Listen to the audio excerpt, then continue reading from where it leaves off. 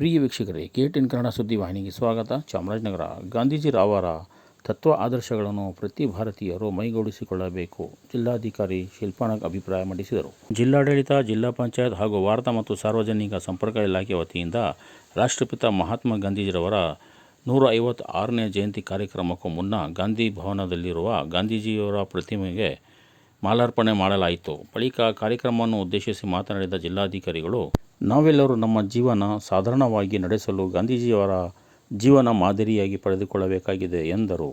ಈ ಸಂದರ್ಭದಲ್ಲಿ ಚೂಡ ಅಧ್ಯಕ್ಷ ಮೊಹಮ್ಮದ್ ಅಸ್ಗರ್ ಅವರು ಮಾತನಾಡಿ, ಗಾಂಧೀಜಿ ಅವರು ಸತ್ಯ ಹಾಗೂ ಅಹಿಂಸೆಯ ಹಾದಿಯಲ್ಲಿ ನಡೆಯುತ್ತಿದ್ದರು.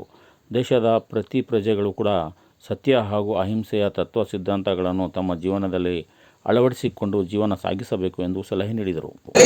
ಮಕ್ಕಳ ಜೊತೆ ಸೇರಿಕೊಂಡು ಒಂದು ಅರ್ಥಪೂರ್ಣವಾಗಿ ಮಾಡುವಂತಹ, ಯಾಕಂದರೆ ಗಾಂಧೀಜಿಯವರು ಹೇಳಿದ್ದು ಸಿಂಪ್ಲಿಸಿಟಿ, ಸಿಂಪಲ್ ಆಗಿರಬೇಕು, ಹಂಬಲ್ ಆಗಿರಬೇಕು ಅಂತ. ಸೊ ಕಾರ್ಯಕ್ರಮ ಕೂಡ ಅರ್ಥಪೂರ್ಣವಾಗಿ ತುಂಬ ಸಿಂಪಲ್ ಆಗಿ ನಾವು ಮಾಡ್ತಾ ಇದ್ದೀವಿ. ಈ ಒಂದು ಕಾರ್ಯಕ್ರಮದಲ್ಲಿ ಆಯೋಜನೆ ಮಾಡಿರುವಂತಹ ಎಲ್ಲ ಆಯೋಜಕರು ಮತ್ತು ವಿಶೇಷವಾಗಿ ಮಕ್ಕಳನ್ನ ತಯಾರಿ ಮಾಡ್ಕೊಂಡು ಬಂದಿರುವಂತಹ ಎಲ್ಲ ಪೋಷಕರಿಗೆ ಅಭಿನಂದಿಸುತ್ತಾ, ನಮ್ಮ ಗಾಂಧಿ ಜಯಂತಿ ಏನು ಗಾಂಧೀಜಿಯವರು ಹಾಕೊಟ್ಟಿದ್ದಾರೋ ಆ ದಾರಿನಲ್ಲಿ ನಾವೆಲ್ಲ ನಡೆಯೋಣ ಅಂತ ಹೇಳ್ತಾ ನನ್ನ ಮಾತನ್ನು ಮುಗಿಸ್ತಾ ಇದ್ದೀನಿ. ಧನ್ಯವಾದಗಳು.